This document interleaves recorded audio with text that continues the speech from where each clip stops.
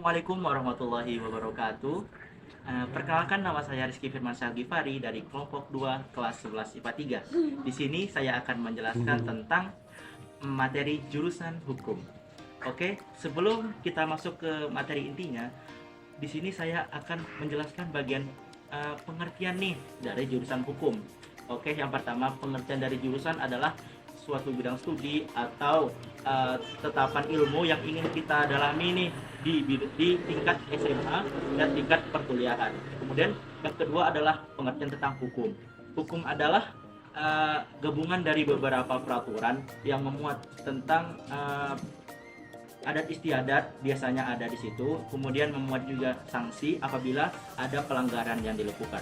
Jadi jurusan hukum adalah suatu bidang studi atau tetapan ilmu yang mendalami atau mengupas tentang apa-apa saja yang mengenai tentang hukum tersebut atau peraturan-peraturan atau juga disebut dengan perundang-undangan. Nah, selanjutnya ada mata kuliah yang akan dipelajari di jurusan ilmu hukum ini. Yang pertama adalah hukum perdata. Di dalam ilmu hukum ada dua jenis hukum yang banyak dipelajari, yaitu hukum perdata dan hukum pidana. Hukum perdata itu meliputi kasus-kasus antar pihak yang tidak melibatkan masyarakat yang lebih luas. Nah, hukum perdata ini banyak diminati oleh mahasiswa-mahasiswa karena relevan di kehidupan masyarakat saat ini. Nah, lalu ada hukum pidana. Berbeda dengan hukum pidana ini seperti contohnya adalah kasus-kasus kriminal yang sering kita lihat di TV-TV. Nah, beberapa makulnya adalah hukum pidana dan kriminologi.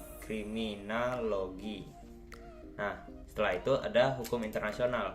Hukum internasional ini sesuai namanya, itu membahas tentang hukum-hukum yang ada di seluruh dunia, yang mencakup hukum internasional, hubungan antar negara, hukum udara, dan ruang angkasa, tergantung mata kuliah yang diambil.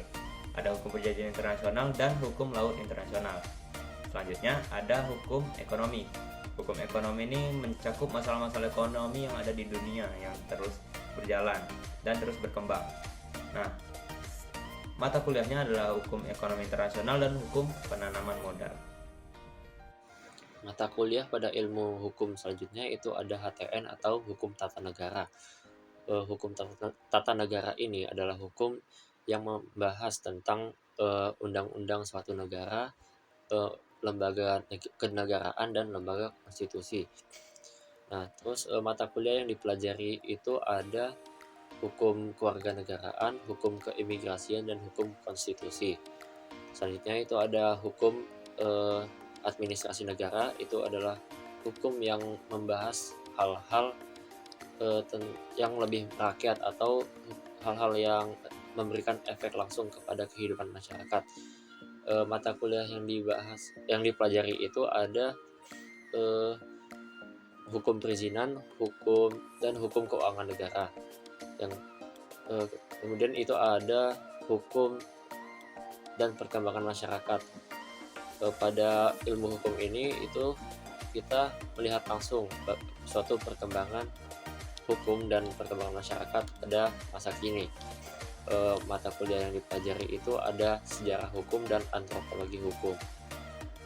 Kemudian yang terakhir itu ada hukum dan teknologi. Hukum dan teknologi ini adalah hukum yang mendasari suatu perkembangan teknologi pada masa sekarang. Dan mata kuliah yang dipelajari itu ada hukum perdagangan secara elektronik dan hukum telekomunikasi. Nah, itu dia 8 mata kuliah yang dipelajari pada ilmu hukum. Untuk prospek kerja ilmu hukum itu sangat beragam dan kebanyakan menjanjikan peluang karir atau gaji yang sangat tinggi. Biasanya prospek kerja ilmu hukum itu tergantung pada jurusan yang kita pilih, mulai dari hukum perdata, hukum pidana, hukum ekonomi, ataupun yang lainnya. Prospek kerja ilmu hukum yang akan saya sebutkan ada 5. Yang pertama ada pengacara, yang tugasnya mewakili kepentingan hukum klien dan berusaha menyelesaikan perselisihan secara efektif. Yang kedua ada jaksa, yaitu memberikan bukti yang memberatkan tersangka di pengadilan. Yang ketiga ada notaris, yaitu membuat surat-surat legal. Yang keempat ada hakim, yaitu memberikan keputusan tentang masalah-masalah hukum. Dan yang terakhir ada diplomat, yaitu mengawasi hubungan internasional berdasarkan kesepakatan perdamaian. Keuntungan dari mengambil jurusan hukum yang pertama yaitu banyak karakter positif yang terbentuk. Dengan demikian, seorang pembelajar hukum seharusnya memiliki karakter yang terbuka, kritis, dan mampu menyediakan berbagai alternatif solusi. Pilihan kampus yang menyediakan jurusan hukum sangat banyak, namun pasti tiap-tiap kampus punya kualitas dan karakter yang berbeda-beda. Menolong banyak orang, hal itulah yang selayaknya menjadi motivasi bagi calon maba baru yang ingin kuliah di jurusan hukum, yaitu mewujudkan keadilan di Republik Indonesia, menjadi lebih percaya diri dan komunikatif.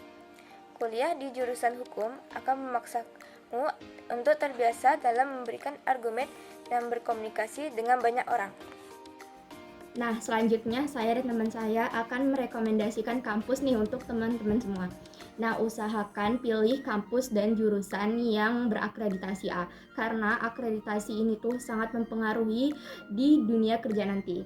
Nah, yang pertama itu ada Universitas Gadjah Mada dengan akreditasi A dengan biaya UKT sekitar 500.000 sampai 10 juta rupiah.